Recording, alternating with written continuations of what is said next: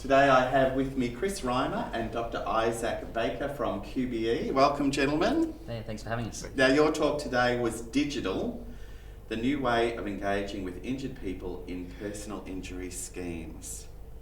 Why is digital the new way? It's a great question. I think there's always a lot of talk about the use of technology and to improve the way that we do things, to drive efficiency, effectiveness, and the likes. And so the expectations of our injured people, our customers, and others continues to increase around the use of technology in different ways. So this piece of work is really important for us to be able to, move the way in which we interact with people kind of into the 21st century, I'd say a little bit, and give people greater choice, more options in the way that they want to interact with us.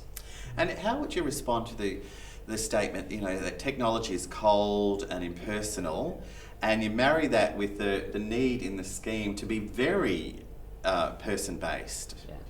Yeah. So I think that a big part of providing the option is it being an option. So it's not taking away the opportunity for that person-centered approach, or the face-to-face, or the conversation over the phone. It's providing an additional means of communication which people can use in their own time, that's not subject to office hours and a whole range of other things, whilst still maintaining the ability for them to engage in a different way, where there still is that human warmth if they so wish. And what are some of the ways in which you've employed digital to transform the business? Take that one. Yeah, sure.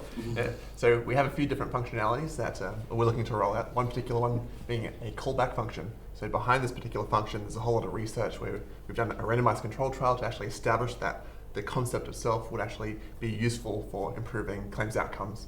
And we actually find that, yes, indeed, that key area of communication is essential. And by providing something like that as a function within the app, it provides easy to access way for them to contact us and for us to provide them with any sort of assistance. So that's just one example. And the second example, which is really nice, is a nice claim status tracker. So think about AusPost or Amazon, where's your delivery at? So that allows us to, and this was actually derived from us understanding that from their context, when they begin the claim, they may have low understanding of what to expect.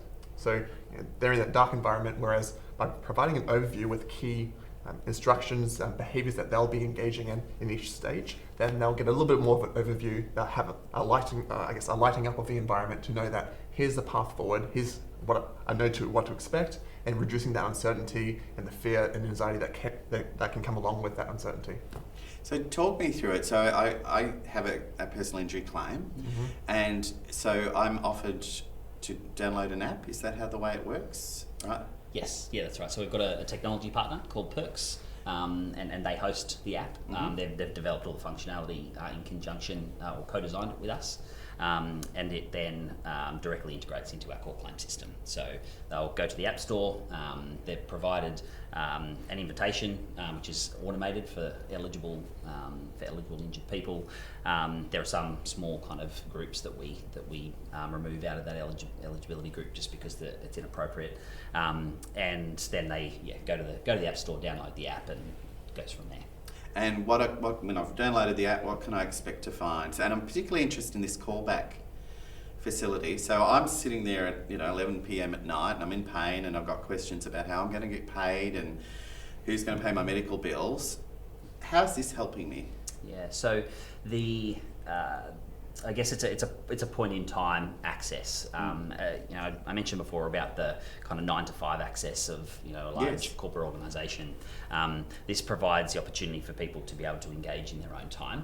Now, the 11 p.m. at night, they're not going to get a case manager responding to the callback request, but the case manager will get that callback request at the top of their workflow queue first thing in the morning when they log on.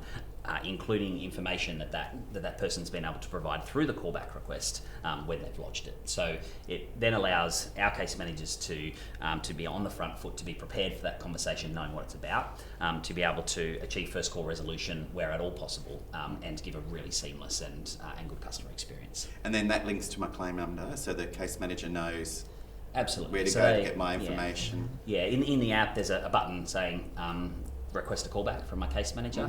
They press that, it opens a window, they fill in a couple of fields. It's actually, there's some predetermined fields that are pulled in because of that integration in our system, and then they just click submit once they've filled that information out, and it plugs straight through. And what sort of feedback you're getting from your customers? And also, because this must be helping the case managers as well, yes? Yeah. So what sort of feedback are you getting from them?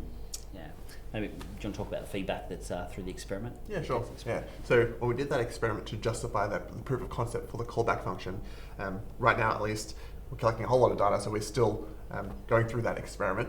However, the qualitative data is really rich, so it's overwhelmingly positive sentiment, firstly. But in terms of the, thank you, in terms of the verbatim feedback, a lot of people are feeling appreciative of keeping the lines of communication open, feeling like we want to actually solve their problems and to have another point of contact. Again, that's distinct or independent, based on their own preference, because of course there's still email, there's still letters, there's still phone calls, but this happens to be given more optionality for the injured person. And it also shows, depending on where they are in their claims process, that they're still being cared for, we're still thinking about them, we're still wanting to help them.